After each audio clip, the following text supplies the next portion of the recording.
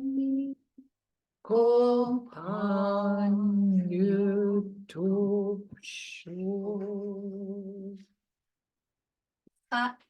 let's do the 4 limitless contemplation. Thank you. May all beings have happiness and create the causes of happiness. May they all be free from suffering and creating the causes of suffering. May they find that noble happiness which can never be tainted by suffering. May they attain universal, impartial compassion, free of worldly bias towards friends and enemies. Sem jen tam je tang de we ju tang den pa ju chik dungal chichu tang dra wa ju chik dungal mepe dewa tampa tang mindra wa ju chik nearing chak tang ni tang dra we tang nun chimbola ni pa ju chik. Now that prayer we will do quite a lot of. Hi guys from America. We will do quite a lot of that teaching on that prayer because it's very important, but not right now. It's a very important one in terms of suffering. It's a very important prayer. So tonight, I'm taking the topic of suffering is not an accident, okay? I think when people are going through suffering, they really think it's a big accident, okay? They shouldn't be there, they shouldn't have it. Suffering is defined in myriad ways according to different people, different nations, different realms that people inhabit, different levels of beings, different universes, and on and on and on to different definitions. What one person regards as suffering, another person is quite thankful to have. And so we all have our own definitions. But one Buddhist theme runs through all of suffering, okay? That suffering is not an accident, okay? It's our own self-creation of our minds. It's our own self-creation of our minds. We are never in an earthquake, a plane crash, any disaster by mistake. We're never in a loss by mistake, in anything by mistake, okay? We're all in the right place at the right time, okay? Always, because of various causes that we've set in motion, which mostly, mostly we can't see or tell the cause in any way, okay? But we'll talk about later, we'll talk later, and you can remind me if I don't, what it really is about, why we don't know the causes of all our suffering, which is a very important thing, because why we don't know and why we don't understand what we've done in previous lifetimes. And there's a very good reason for this, which I'll explain to you just now. Mudisa, if you could put your camera on. Lindsay, if you could put your camera on, I'll be very happy if you can. Even if you're eating, it's fine. I don't mind. Okay, now what Polly, I'll put them on just now. I'm just washing the dishes. Apologies. Okay, that's fine. I don't mind, because I think the Dharma must come part of your life, and I like to see all of you. Okay, now our world that we live in was called Saha, S-A-H-A, which means a world of endurance. It means a world of endurance, okay? Or a world in which people must endure suffering. I'm going to say that definition again. A world in which people must endure suffering. Now, it's a very interesting thing when you look at Saha, when you look at it in the text. It says, Shakyamuni, that was our Buddha.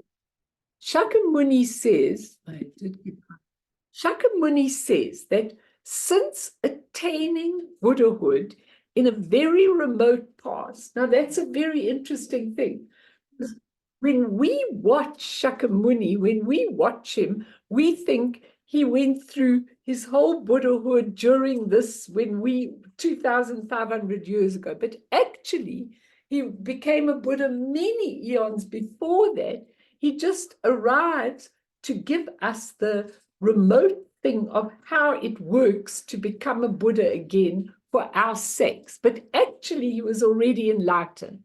So he says he's continually been instructing people in the Saha world. So for those of you that came in late, I'm glad you got there, Viam. For those of you who came in late, the Saha world is the world of endurance that we live in.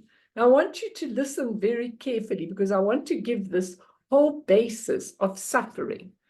Okay, so the Saha, from the root of the word Saha, is to endure. So it's a world in which people must endure suffering. We'll talk about why. So in a pre-Lotus Sutra, now this is what I found very interesting. The teachings that Shakyamuni taught, when he taught before the Lotus Sutra, where he was talking about pure lands and everything, he taught that this Saha world that we live in was impure.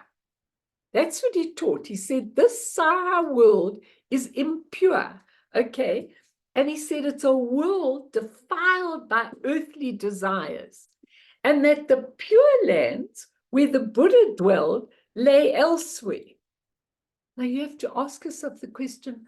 So he said, long ago, not now, he said, this Saha is a world where you endure a lot of suffering, and the pure lands are somewhere else where the Buddhas go.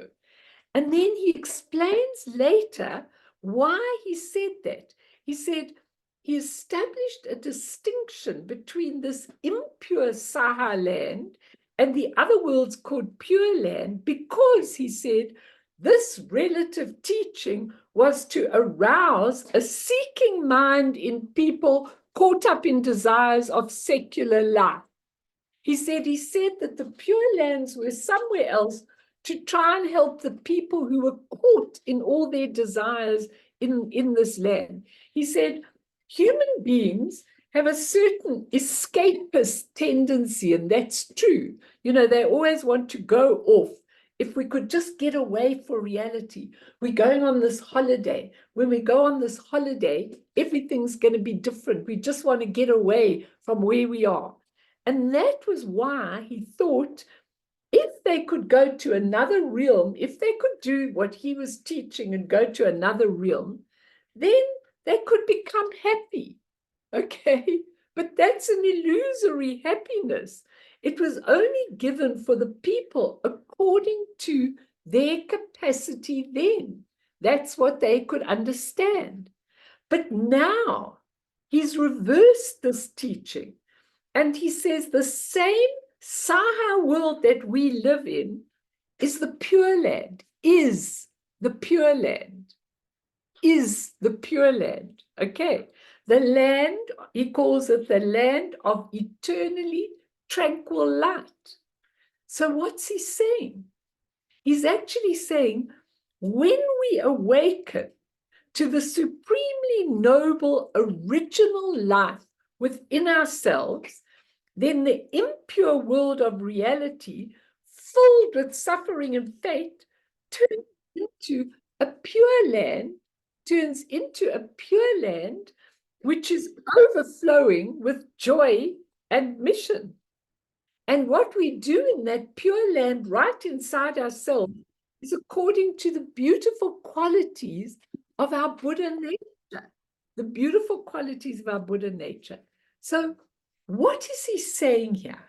He's saying, really very interesting, he's saying that long ago, he had to tell human beings that the Saha world that we live in, the world of endurance, was different to the Buddha pure lands that we could go to. So it was like, come on, be good, learn the Dharma, then you can get rid of suffering and you can go to the pure lands.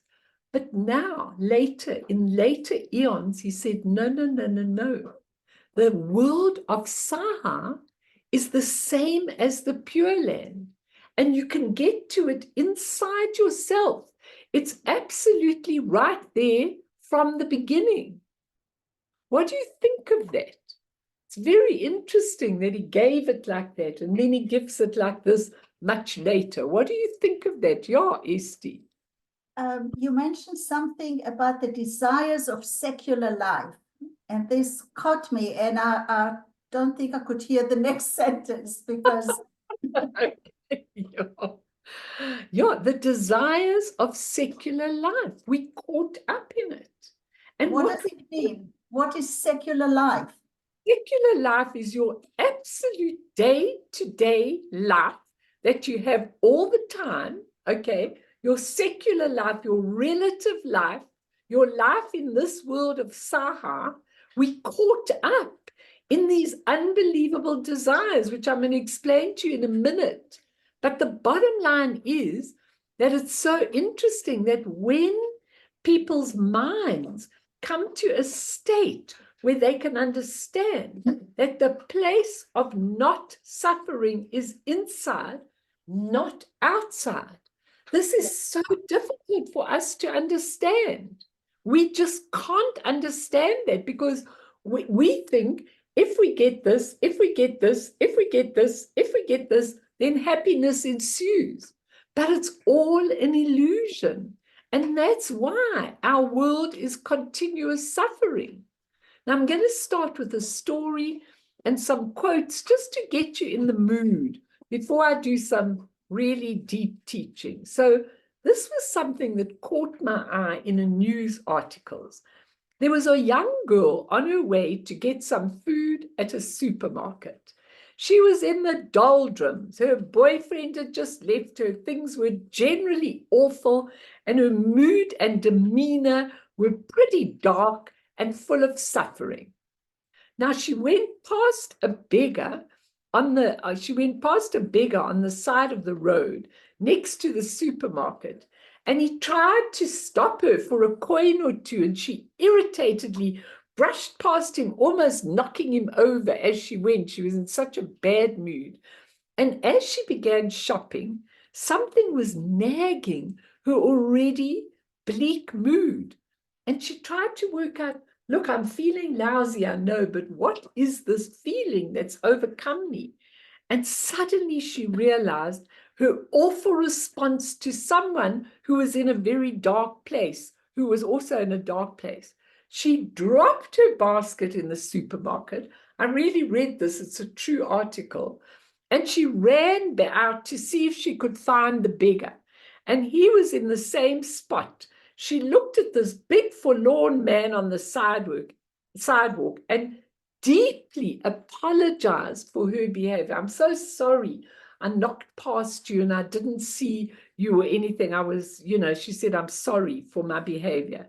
Then she reached into her purse to take out a few loose coins from the bottom and gave them to him.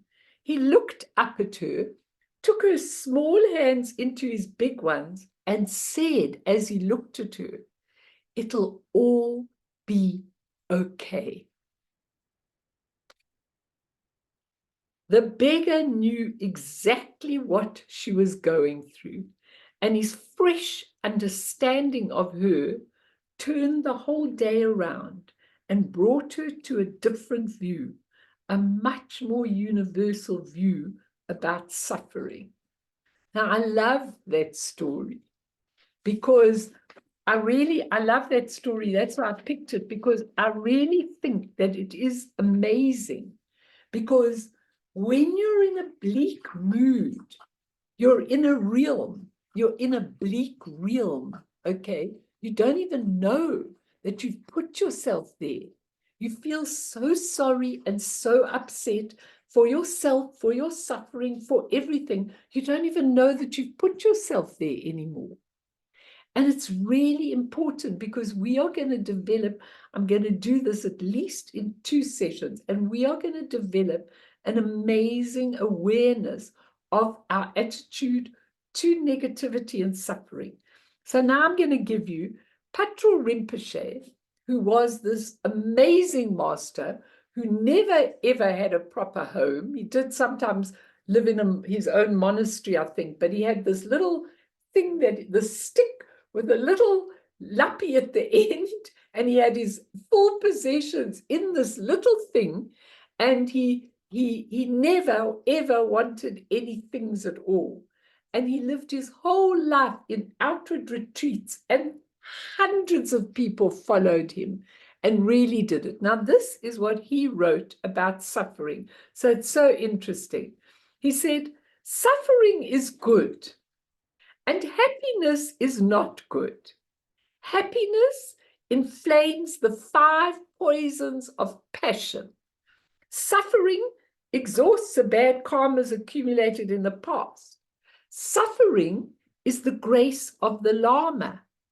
Criticism is good, and compliments are not good. If I'm complimented, I will be inflated with arrogance. If I'm criticized, my faults will be exposed. Poverty is good, and prosperity is not good. Prosperity causes the great pains of earning more and preserving it. Poverty causes dedication and accomplishment of the divine Dharma. So I thought that was a very interesting thing on suffering. And then Gambopa, another wonderful master, wrote a short thing. The small amount of suffering that a human experiences has great qualities, because from it we get a sense of sadness in samsara, the illusionary wheel. It pacifies our arrogance. It causes us to cultivate compassion toward all sentient beings.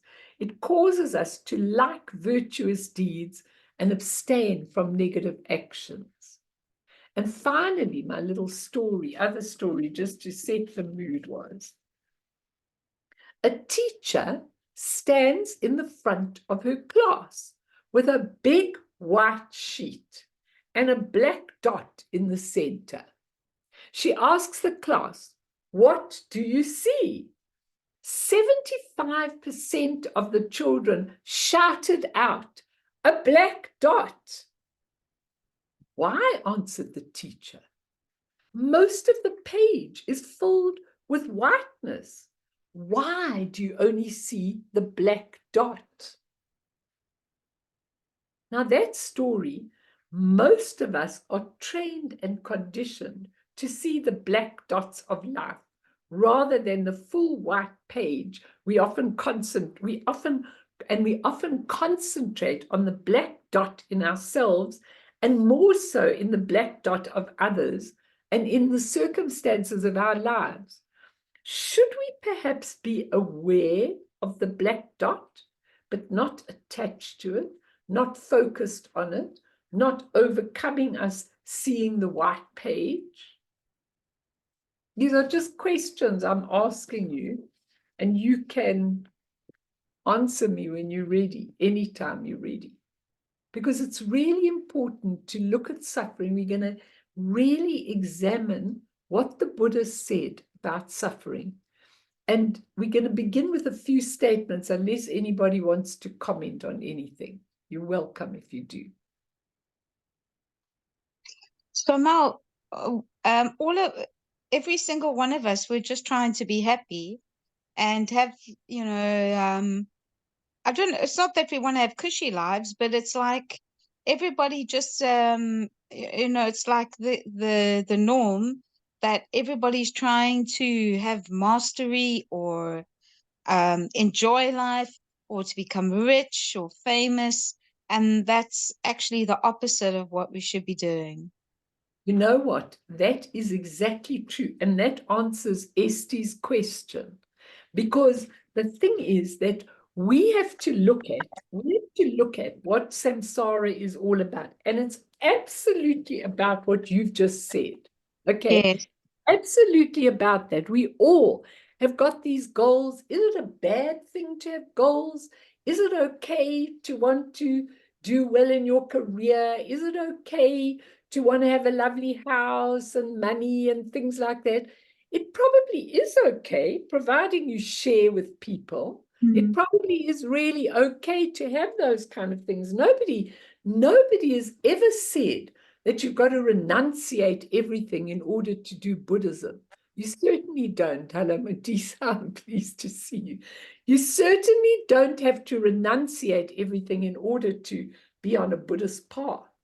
Yeah. You just have to have a non-attachment, which is so important. Mimi, what did you want to say? No, just something that Eckhart Tolle said. I'm just going to read it. Is suffering really necessary? Yes and no. If you have not suffered as you have, there would be no depth to you as a human being, no humility, no compassion.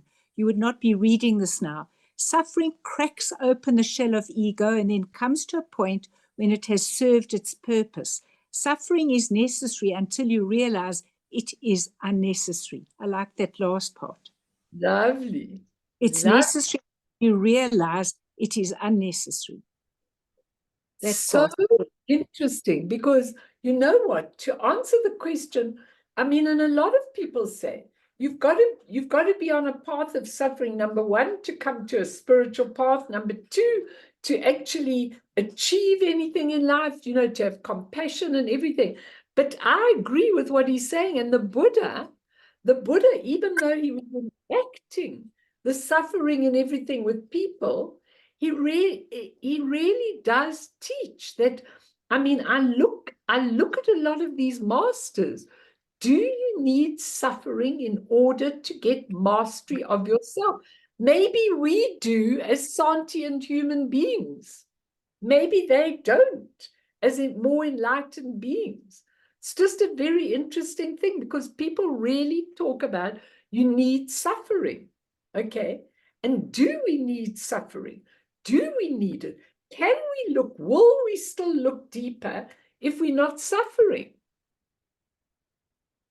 Until you realize it is unnecessary. Until you realize it is unnecessary. So you need it until you wake up. You need it until you wake up, maybe, Mimi. You know, I mean, it's interesting, really, very, very interesting. Well, I'm going to put a whole lot of statements about suffering, and you can butt in at any time, because I really want this to apply. In fact, I want all my teachings now to apply to you personally. I don't want them to be just general teaching. So I've taken a few statements, and we can enlarge on them when we go to the deeper teaching. Firstly, the first statement.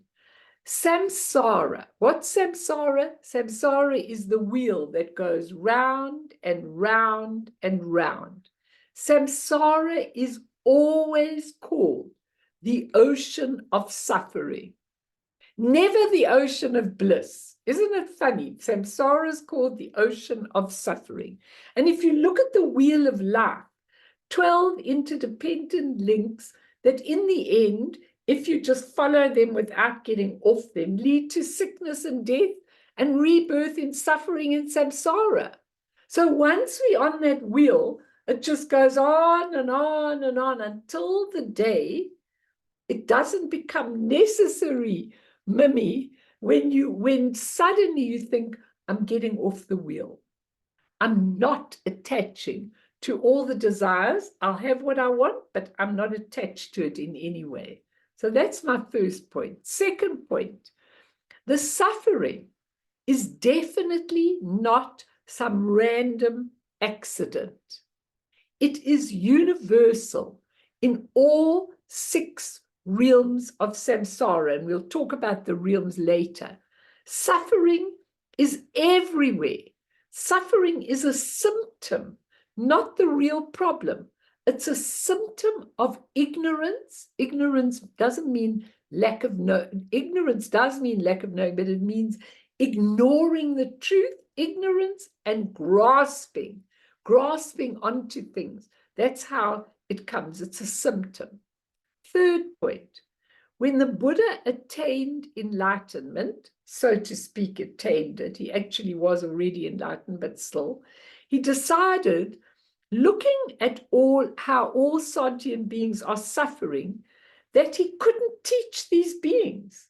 They simply wouldn't understand. He was looking right from the top of an all-knowing mind, and he looked at all these suffering human beings in samsara, and he said, I can't teach them. They will not understand. I'm just going to go to meditate in the forest by myself. And then from the God realm came all these gods, and they said, please, we've watched you. You've got an awakened mind. You need to tell us the secrets. And so the Buddha decided that he would only teach about two things. In fact, all of the teaching is about this. He said, I will teach about suffering and the ending of suffering. That's all.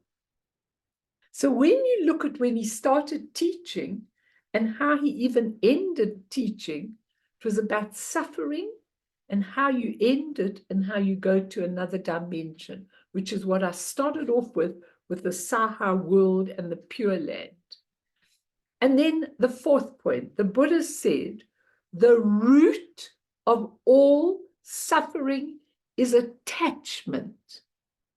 Attachment. It's not what you're doing. Attachment, desire, and grasping. It's not what you're doing.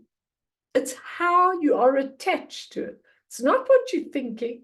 It's how you are attached to your thoughts. It's not what wealth you've got. It's how you're grasping onto that wealth. That, he said, is the root of suffering. And in particular, your attachment to a self-identity. When you really believe, hey, this is me, I'm Melanie, this is who I am, this is the fullness of what I am, this is what I've been through, this is where I'm going, then naturally, as I was teaching them yesterday in the death and dying teaching, and you must get that recording because I think it's worth it, what we were really saying about everything. But what happens at the portal of death? What happens when this entire identity dissolves? Where am I? Where am I going? What am I going to do? Oh, I know there are all these teachings about how to go, but what happens when you get there and there's absolutely nothing left of you? We are grasping at a self-identity which is ignoring the truth of how things really are. That's what the Buddha taught. And number 5, I'm just giving you all the points. We'll come back to them. When we experience our own suffering, our task on the Buddhist path, if we are experiencing suffering, is to make it a universal suffering. What does that mean? It means to have much more connectivity with the pain which is pervasive everywhere. So, for example, if you are suffering with illness, you can ask to take in the pain of all beings who are ill. I mean, you can't just say it without really wanting to do it. But if you're lying in bed and you're really ill and you're really suffering and everything, and you think to yourself, let me not waste this chance.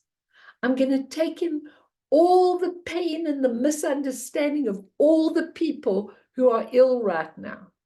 That's an amazing use of your suffering, making it a universal thing. And it's really important. Like what I did last week, I had about 5 people who were really in dire straits. So what I did with them was, when I was doing my prostrations in the morning, I actually stood for a minute and I put all 5 of them right next to me. When I took refuge, I put all 5 of them next to me. Whatever I did, wherever I was meditating, when I was doing Vajrasattva, I put the Vajrasattva over all of them. So you take whatever you're doing and you incorporate everybody. I mean, I'm thinking of what's going on in Gaza and all those children and all those people running around. You incorporate that. You incorporate universal suffering into your own suffering just by your absolute embracing of it. It's really, really important that. And The sixth point, oh, sorry, suffering is one of the things that actually unites all sentient beings in all the 6 realms, and we'll talk about the 6 realms in a moment. But all sentient beings, and you know that that happens. If you have cancer, you'll find your way into a whole realm of cancer patients, because all of you will find your way to each other. You'll all be at the hospital, you'll all be doing something, and you'll all find your way into a realm together. Or if you've gone through bereavement, you know, I used to always find that when parents had lost children, I would just grab all the parents that had lost children and they would all be together. So you veer towards, you know, the place where you would be able to unite with other people, and maybe your lovely positive attitude to the suffering can help all the others that are going through terrible pain. And the 6th point was, I'll stop after this and then we can really look at that. For anyone seeking relief from suffering, seeking happiness, not that I know what happiness is, because happiness comes and then it goes. So I don't know that we could seek happiness. But the first crucial thing to know when you are seeking relief from suffering is that the mind is the root of all happiness and all suffering. It's very important. Through our ordinary mind assumption, okay, through the assumption from beginningless time, we really believe that our happiness and suffering depends on external objects. Due to this false assumption, we search for the end of suffering, for objects that we believe will give us happiness, satisfaction, and less suffering. We want more money, a better job, a bigger house, not only a bigger house, a smaller house, a different partner, no loss. I want to go and live in a different country because this one I don't like, you know. We even manufacture weapons to subdue external forces that we believe cause us misery. I mean, why did people develop weapons? Why? And especially atomic weapons that can actually wipe out the whole planet. Why did they develop that? What were people thinking? Would it give them more power? Would they be able to have authority over other people? What is it? We believe that all the things that cause us misery, we have the false belief, if only we could destroy whatever causes us misery, and then happiness would ensue. It's not true. It's a false belief. You know, if I'd get the better job, if I'd have more money, if my children would do this and this and this, if I didn't have this illness, then I wouldn't be suffering. Then I wouldn't be suffering. Then I wouldn't be suffering. It's a false belief. Because as you end that in samsara, another thing arises. Speak to me before I go on, because I want to give you some other ideas. But those are my 6 points about things.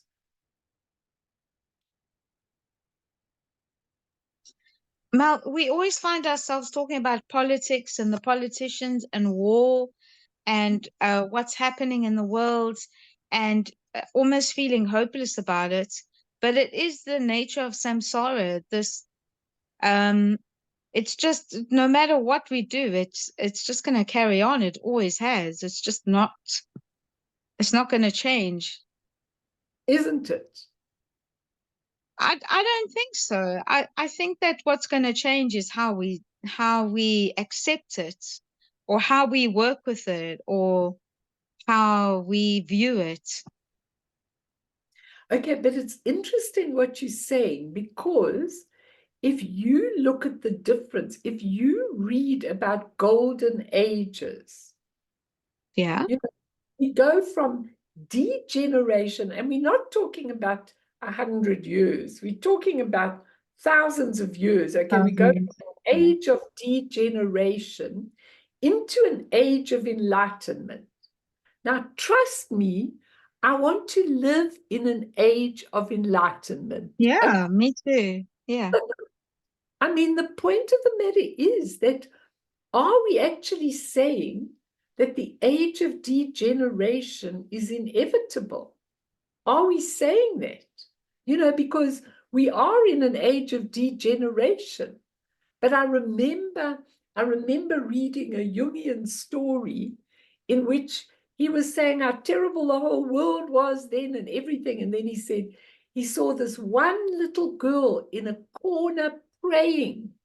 And he thought to himself, if one little girl could be praying in a corner, then there's hope for an age of enlightenment, you know. So it's really amazing because people sometimes say to me things like, you know, they look at you and they say, why are you being so nice? You know, because people are so used to, you know, knocking over the beggar or not really taking a lot of time. But there also are lots and lots of people who've got enlightened minds, who are following a path, who are trying to help and serve and things like that. And maybe they are the spark of hope for the world to go to an age of enlightenment. I mean, if you were Maitreya, would you come to this world? Would you? Because, yes. okay, why would you come to this world? Why would you? Because there's opportunities here to learn and purify and grow and You were suffer. Maitreya the Buddha. Why would you come to an age of degeneration? Because there's work to be done here. I mean, would make no use to go somewhere that's a pure realm because there's Buddhas there already. No, Please. Go on, Phil. not in this current situation, not in this current energy consciousness, Yes. not What? with all this degeneration. Cannot come. Cannot come. You have But- to wait But for what happens when you see, what happens when you see a few, relatively few in a whole population that are really, really, really ready and open and everything? I mean, Guru Rinpoche's work on this planet, you know, sometimes I look at him and think, why do you expend all that energy, you know, to help all these people? Well, I think when a great being sees one person who's actually practicing and doing what they need to do and awake and enlightened, I think from there they just go hell for leather, helping and serving, you know, they really do. Go on. what would happen if every person thought, why should I do it? We wouldn't change the conscience. Why You should do I endure what? Endure what? Suffering. Yeah, I'm talking of promoting enlightenment. Why should I promote enlightenment? I If think, you have that thought form, I mean, what's going to happen to everyone? okay, but let me tell you what the next section I want to read to you, because I think it'll help you a lot to understand.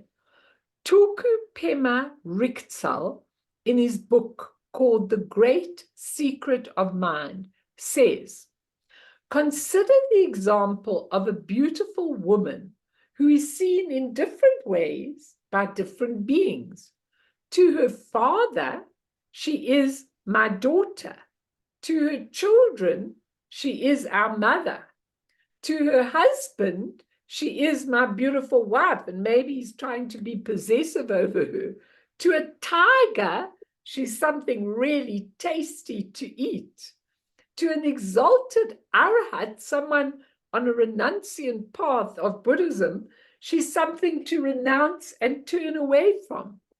So the multiplicity of concepts to one external object means that on their own, by themselves, objects have no substantial or definitive reality.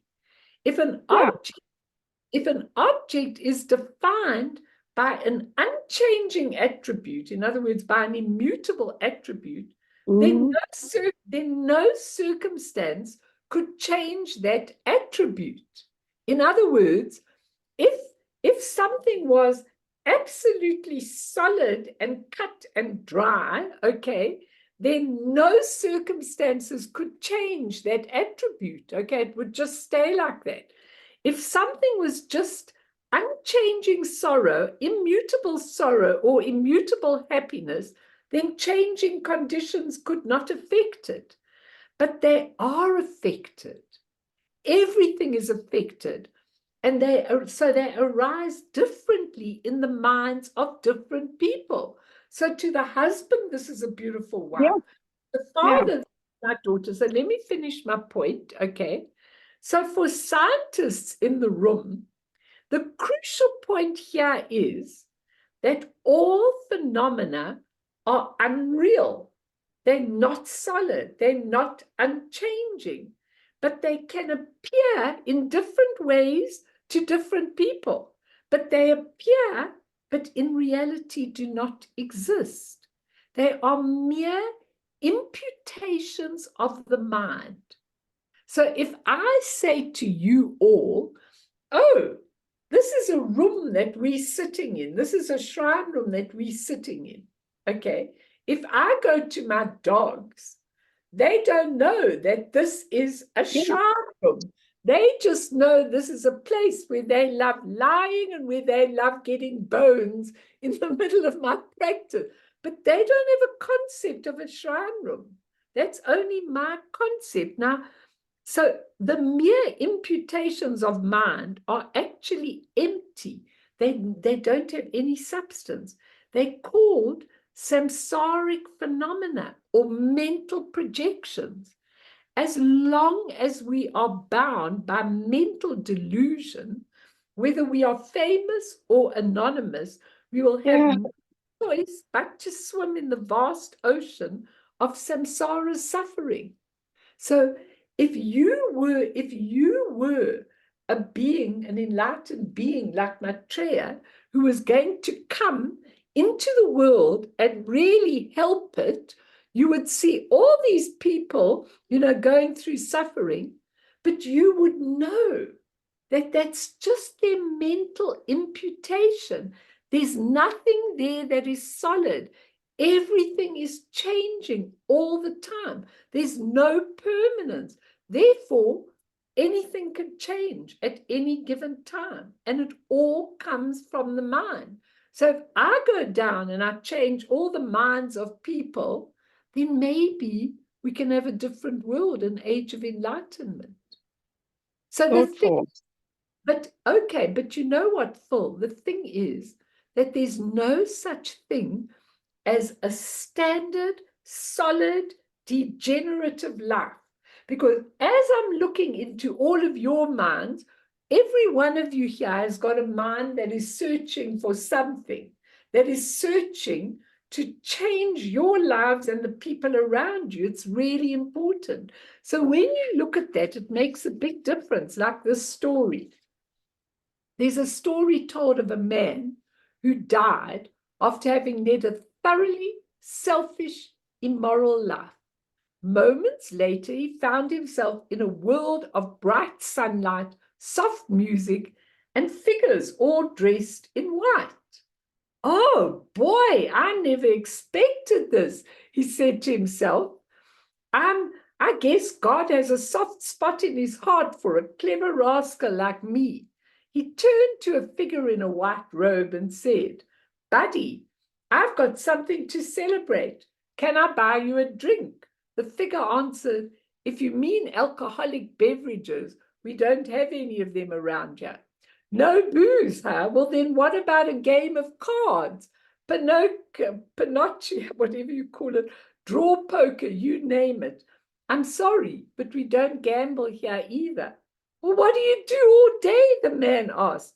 We read Psalms a lot. There's a Bible class every morning and a prayer circle in the afternoon. Psalms, Bible study all day long. Boy, I tell you, heaven isn't what it's cracked up to be. At which point, the figure in white smiled and said, I see that you don't understand. We're in heaven, you're in hell. So, from that story, you actually see that it's all the imputation of your very own mind. That's all. And if you know this, then you know there's another way, because the same Tuku Pema Rizal said, wealthy people complain of their suffering, just like beggars. Every mind has a load of suffering. There's not a moment of happiness in samsara. We give ourselves no accident, suffering all the time. And if we ask, now this is where it comes in full, is there a way out? The Tuku says the answer comes, yes, there is a way out. The answer is the realization of the nature of mind, of reality itself. Our eyes, at present blind to primal awareness, need to borrow from the Buddha the eyes of supreme primal awareness. Can we borrow the eyes of Buddha's primal awareness? In Ananda Sutra, the Buddha said, I will show you the path of liberation, but you must walk down it yourself. I can't give you my eyes. You must walk down it yourself. So when people start waking and start saying, hang on a minute, where I'm looking at it on a relative level, and we're going to go, this is just the background I'm giving you. When I'm looking at a relative level like that, it seems there's no way out. But when I begin to understand that it is my mind that has imputed all of this on this, that man couldn't even see that he was in a hell realm.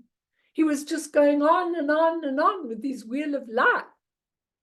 But once you understand that it is the mind that imputes your conditions, your needs, your desires, your everything onto everything external, then you go, hang on a moment.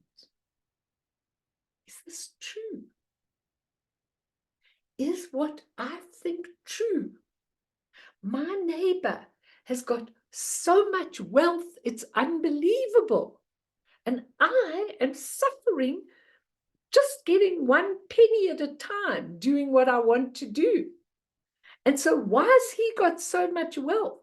And then I go into his house and I find, oh my goodness, he may look as though he's very happy and suffering, but he and his wife are fighting all the time and they don't know what to do next. And their car got crashed and this happened to them and that happened to them. So maybe it's just the imputation of what you think. And when you start to discover this, you start to have a completely different perception of everything. Because from the true nature of mind, you see things in a completely and totally different level.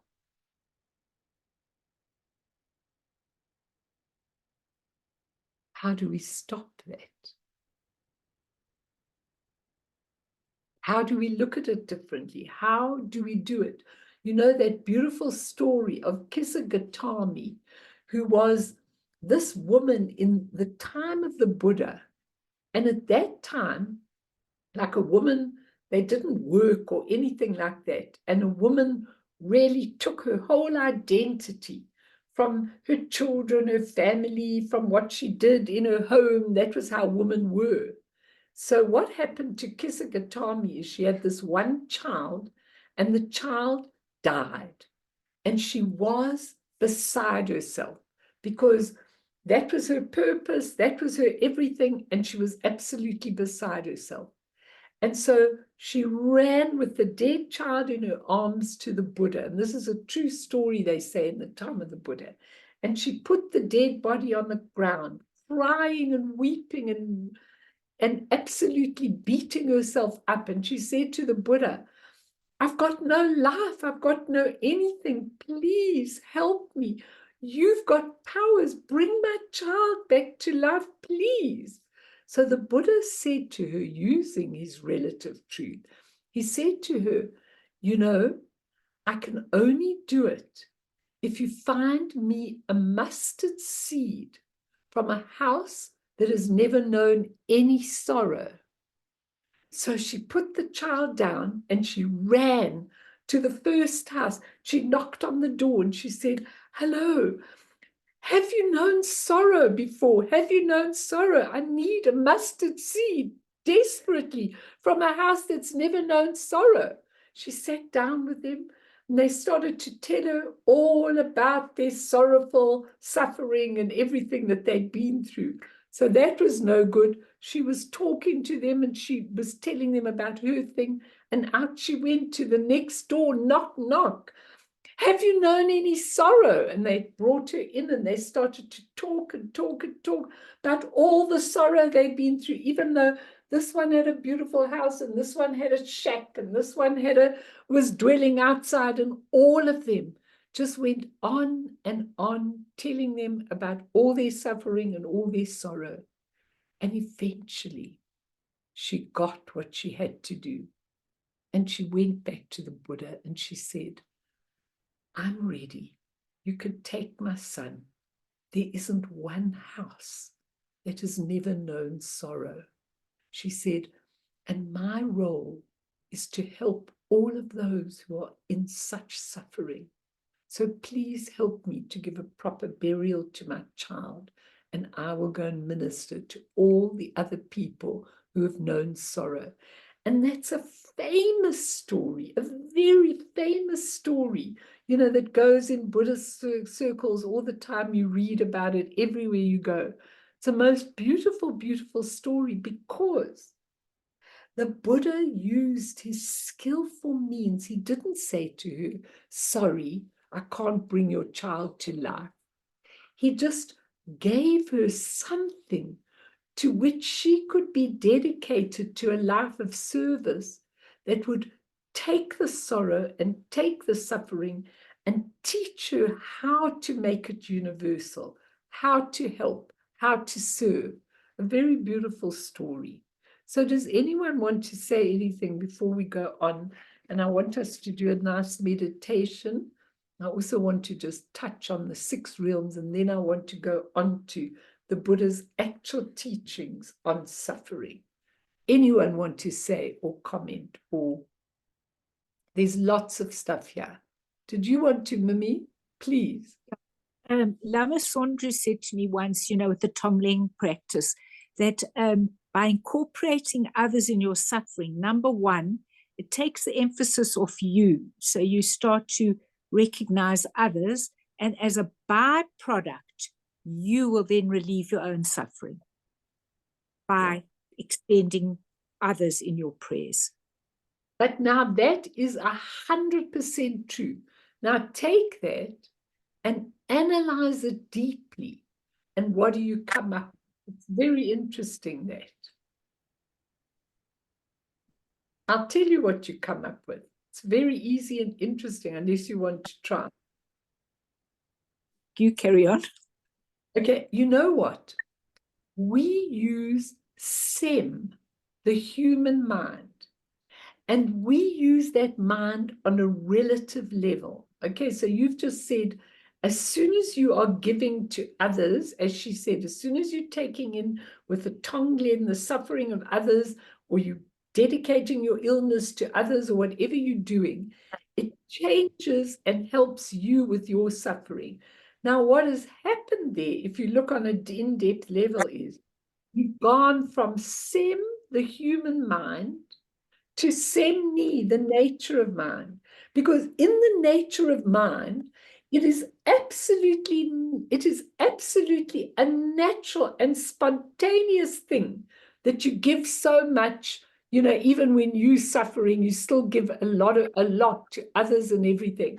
It's your nature of mind. So on an in-depth level, as soon as you move to the universal qualities of the real nature of mind, you operate on a different zone completely, and you benefit on a different zone completely. And that's what all this teaching is about. That's what every single word, when the Buddha said, I want to teach about suffering and the end of suffering, and he started with the Four Noble Truths. Now we're going to talk about the Four Noble Truths, even when you've learned them and know them backwards, forward, and sideways, because there's so much depth. And because he taught those Four Noble Truths on 3 different levels, 3 wheels of turning the Dharma. And each time he taught, so the first lot is exactly like when you go back to the beginning, when he said, Saha is in one place and the Pure Lands are in another place. That was for the benefit of those people who could only understand relative truth. When he teaches the Four Noble Truths, he teaches it for those people the first time. Then he goes to the next wheel of Dharma and he teaches it for those that can lift their minds to a higher level. And finally, he goes to an even higher level and he teaches the whole teaching again, but he now is teaching it to people who can open their nature of mind. And that's our most important thing in Buddhism, to open our nature of mind.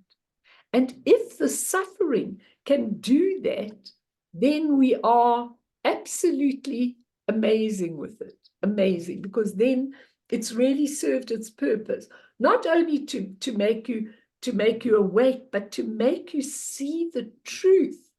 How we see things is so limited, so relative, so, you know, what Dzongsa calls the Cinderella teachings. The Buddha had to give Cinderella teachings for the people, because otherwise they just look at him with a blank face.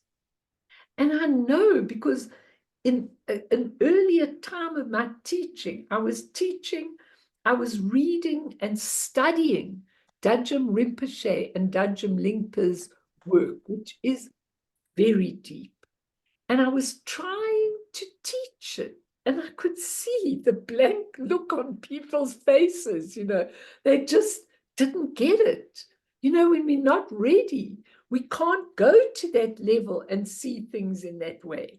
We've got to learn it in our down-to-earth relative Cinderella teachings with stories and everything else. Well, that's okay, as long as we change. Pammy, you are concentrating so hard. What are you thinking? Tell me, please. I'm thinking a lot, Melanie. What I find also very interesting is that we all know suffering and that everybody is, and that we actually have to learn what suffering is. That I find very interesting. And what's so obvious, it's not really obvious, you know, about attachment, and it's sort of a shocker almost for me. Absolutely brilliant. So if my purpose of doing something like suffering is not an accident, it's certainly not to come and just regurgitate the Buddha's teaching. And as you say, if you're going through suffering, trust me, you know what it is. But trust me, when these masters go through suffering, they do it completely differently to us. We go, poor me. They go, thank you for the lessons that I am learning from this. It's unbelievable.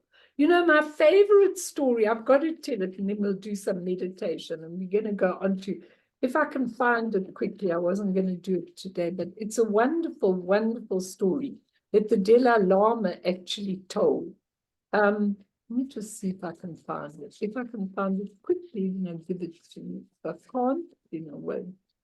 Hang on 1 second. Got a lot of stories that I took out for all of you. If I can find it. Yeah, well. The Dalai Lama was interviewed several times during this very moving video called The Yogis of Tibet. You should watch it. It's a beautiful movie. And during one of the interviews, he was discussing the terrible dangers so many of them had incurred in their escape and how many had been killed. One monk who made the escape, this is after the Chinese invaded, after being imprisoned by the Chinese and enduring incredible hardships, eventually came to stay at the Dalai Lama's monastery in Dharamsala. As he spoke to the Dalai Lama asked him to describe one of the biggest dangers that he had endured. It was the one day, he said, that I was being tortured by the Chinese, and some hatred for my torturer arose. And I realized that my biggest danger was that I nearly fell into the trap of not feeling compassion for him. And I quickly brought my mind back to a compassionate state. Compassion is a naturally enlightened activity, the main theme of all the enlightened activities. Why compassion? How compassion in these circumstances? Someone's torturing you, putting your head in the water, not letting you breathe, pulling you out, beating you with a whip and everything else. He says, how does compassion arise in these circumstances? You have to lift your view to the ultimate, from the relative to the ultimate. Firstly, because of the karma that torturer will have to endure after he has tortured you, because of the karma he will have to endure, that's why you feel compassion. Secondly, because we have a chance to purify ourselves in suffering situations. Thirdly, because we are the creators of our own circumstances.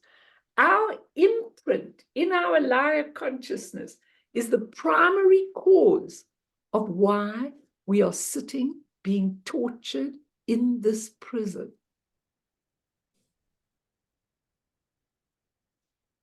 Note how all enlightened beings accept the karma of everything that Tibet has got to go through. Now, when you hear a story like that, Pammy, it takes your mind through so many things, because I know that when I'm, every single morning, I ask Guru Rinpoche, and I always do a short Amitabha practice, and I always ask them to please bind all the evil leaders in this planet, and then I name them, okay? The person I was once talking to, when I named all the people that were negative, she said, how can you just rattle them off? I said, because I say them every day, so I know them off by heart already, so I can just rattle them to you. I say them all the time.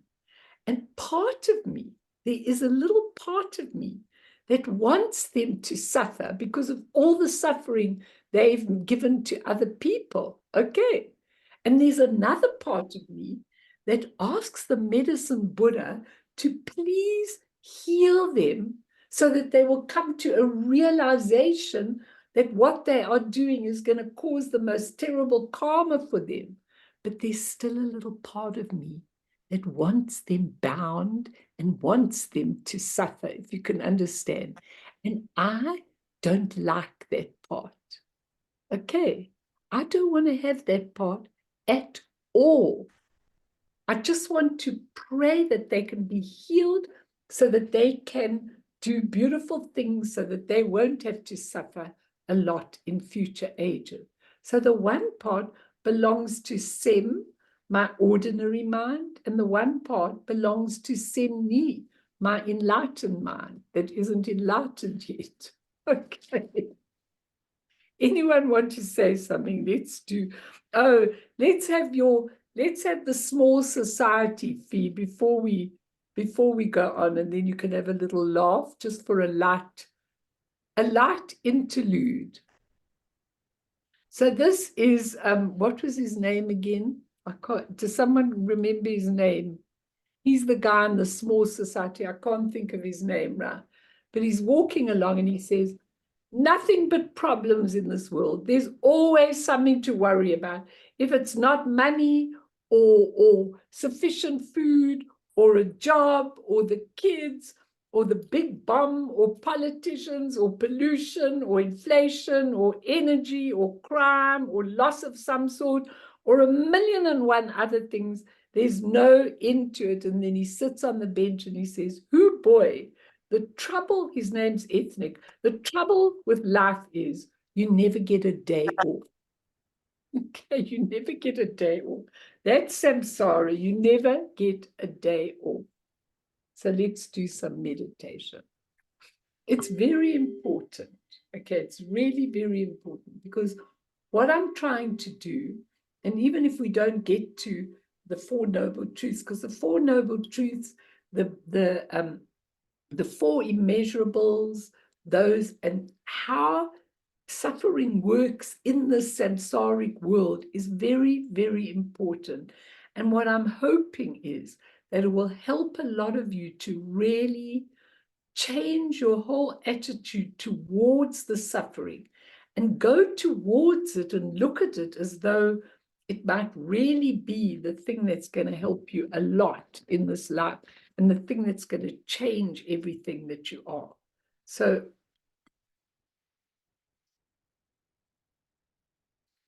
I want you to do a little bit of shamatha now. I've had a lot of teaching. Just breathe in to the count of 3 or 4 and breathe out to the count of 3 or 4. And bring all your energy into the central channel. The central channel is where the energy is non-dualistic. It's not good, it's not bad, it's not right, it's not wrong. It just is.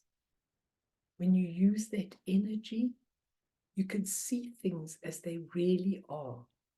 Most of the time in samsara, we don't see anything as it really is. We see it through our own distorted perception. So as you breathe in and out, I just want you to not let go of all your thoughts, not let go of all your emotions, let be. Just let everything go off you and into space.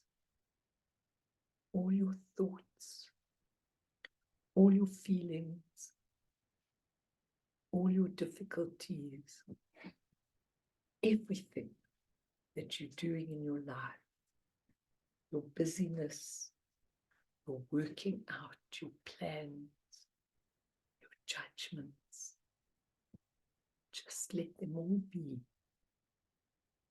Come to the breath and allow yourself to be in a spacious, spacious, open sky, blue, full of possibility, full of awareness.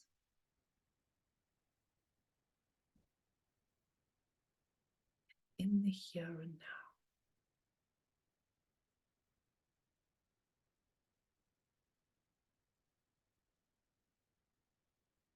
From this space, it's much easier when the mind is not totally busy.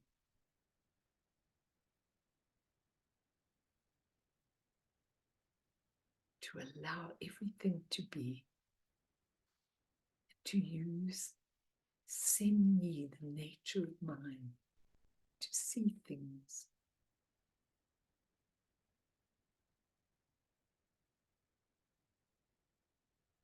So I want you to step back now in your mind and allow all your suffering in this lifetime to come up. You're not touching it. You're not judging it. You're not analyzing it. You're not grasping at it. You're not attaching to it. You're just observing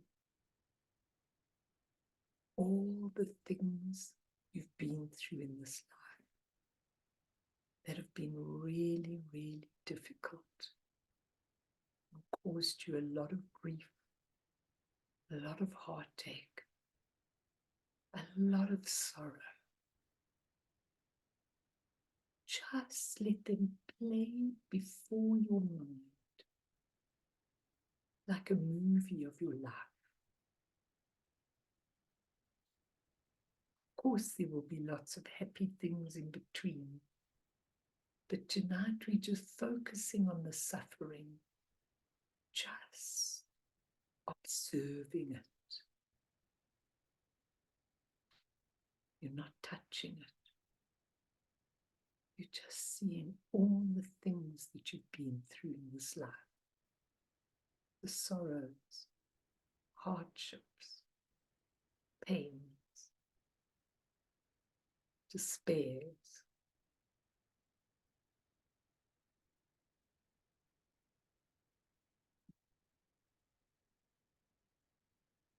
I want you to observe it without doing anything about it. Not even analyze the feelings it brings in you. Just see it. Observe it.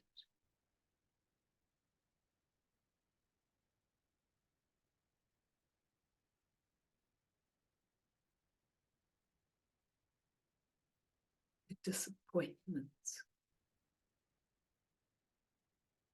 the letdowns,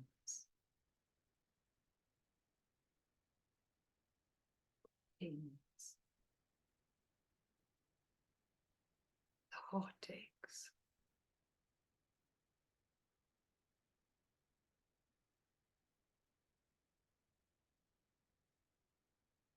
No judgment as to whether they were good or bad. Just in your mind's eye, bow to them in your mind as though you were acknowledging them, a little bit grateful.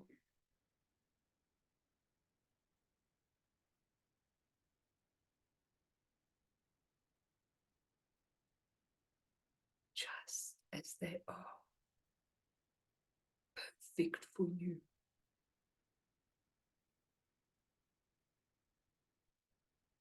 Now try, with the awareness that you have,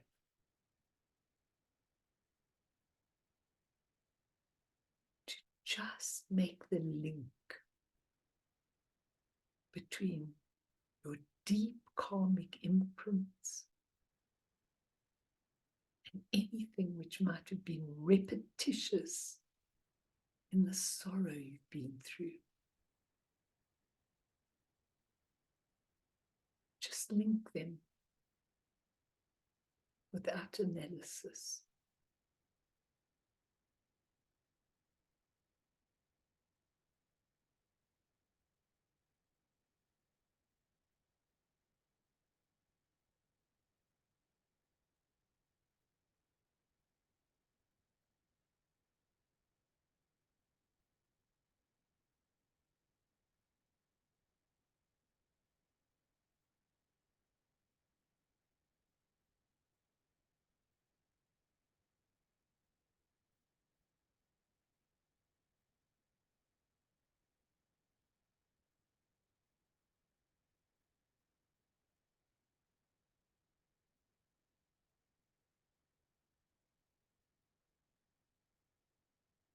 It's very important when you do your own meditation. You know, my favorite is contemplation. And, you know, sometimes I contemplate aloud, like I'm just reading a prayer or I'm doing something in my shrine room, and then I suddenly get an insight. And it's not like you take the insight and you analyze it. You just get it. And when you contemplate, it's like dropping a pebble into the water and it makes ripples. You just really know what is there, because what we are trying to make a connection between is what you had in your alaya consciousness that you could not see, that has created by you, not an accident, the circumstances that you've had to go through, the sorrows, the heartaches. You know, sometimes people haven't had such sorrow, and that means you've got a lot of merit in your life and everything. But you know what? When you ask the question, and a lot of people ask me that question, and you know what I was thinking about when I was doing this talk and what I want to prepare, and we haven't really done any of the deep teaching, but we will go to it. But what I was thinking of, I almost wanted to write a sutra. I wanted to write a sutra down that was being written in 2024, because I wanted to write how it would be if somebody was standing by the Buddha, a modern person, you know, how we talk and everything, and was asking the Buddha questions on suffering, and how would he answer? And these answers were going through, but I didn't dare write it anyway in the end. Maybe I still will, but, you know, it's very important, because why? Why does the creative universe not show us clearly? Why are we going through this? I have to take your example, Esty, of abandonment. You know, if I could see why I was abandoned, you know, several times, then maybe it would be much easier for me to accept. Wrong. It would be if you were enlightened. Like I remember one guy, you know, with all his students, one of the masters, and he went into, they put him in the car, and by mistake, they closed his finger in the door. And, you know, when you love somebody and you want everything to go so beautifully, you know, they went, oh my God, this is the most terrible thing. Look at your finger. We've got to go and get ice. We've got to go and get him. The last person we would want to hurt is you, Rinpoche and everything. And he simply said, oh, don't hassle about this. I've been waiting for this for a long time because of such and such, or because of something he had done before, that he needed to have that kind of karmic circumstance. The reason, if we ask the Buddha, why don't you tell us? I mean, I think that eventually, when you really do a lot of practice, I think eventually you can read your karmic tapestry, because you see what is repetitive. You can see, I can definitely see lots of stuff in my own alaya consciousness of the imprints. But the reason we never told outright like that is because we at our level would never be able to use that kind of information. Now think about it. You're in some kind of tragic suffering or whatever the case is, and now you know that this is what you did to somebody, or this is where you came from, and that's what your imprint was, and that's why this is happening to you. That would not be constructive, would it? Because what would happen to someone is, if they knew the reasons why they were going through this non-accidental suffering, people would say, I'm such a terrible person. You know, I'm so bad. I deserve this. I'm going to have bad things happen to me all the time because look at my imprints that I created. would not be of value. The only time it is of value is when you shift your mind to the nature of mind that can actually see very clearly and can absorb and take why you've suffered. And eventually, I mean, I can't see. Lama Yeshe Rinpoche could always see lots of things, you know, about me and things like that. But like when I ask the masters a question over all the years, and they say to me, you could say this. I go mad. I hate that answer. You could say this. I don't want you could say this. Give it to me. Give it to me straight down the line. I don't want to say you could say this. But if we had, you know, very, very often, if we had the knowledge of what the suffering was really about, it would not be good for us. It would work in the reverse. So not to have that information is quite a life-saving thing. It's a protection for us.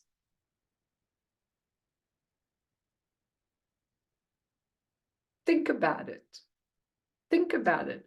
If I had to know, why did I have to lose my mother at an early age? Why did I have to lose this? Why did I have to go through struggles financially? Why did I have to, you know, it's very difficult to really look at that. So therefore, maybe it doesn't happen to us so quickly. So next time, what we're going to do is we're going to talk about the realms. What is the real meaning of being in a realm in terms of suffering? Because it's really important. All 6 realms have got immense suffering. That's what they all have, immense suffering. And so we're going to talk about the realms. We're going to talk about the 4 noble truths, but in a completely different way. We're going to talk about the universal things about suffering, and we're going to talk about that, the 4 immeasurables, which are also very important. May all beings not have suffering, and may they not create the causes of suffering. It's a very important prayer that, and we're going to look at it not in terms of the prayer, but in terms of what it really means, what we are saying, and what are we developing in us. So there's a lot that I've got. I've got a lot of pages of notes that I wrote down so that we can really take this subject and really use it to benefit us and all the people around us.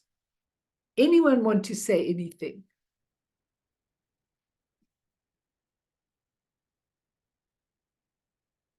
Please do, but let's then dedicate to all the suffering people in the world, okay? To every single suffering person, to anybody who's going through heartache, pain, bereavement, everything, to all the people in the wars, in Ukraine, in Gaza, in Israel, in all the places, in Myanmar, in Sudan, all the starving masses, all the suffering. May we dedicate everything in the teaching that we went through tonight so that all of the people that are going through suffering may benefit. And through this merit, may we achieve all-seeing Buddhahood, all-seeing higher nature. And thereafter, once all harmful enemies have been defeated, may all beings be liberated from the ocean of existence, stirred by the waves of birth, old age, sickness, and death. Sonam die tamche zipane, topne nepe dranam tamshene, Jeganachi balap tropaye sipe sole doa do warsho. So if anybody wants to say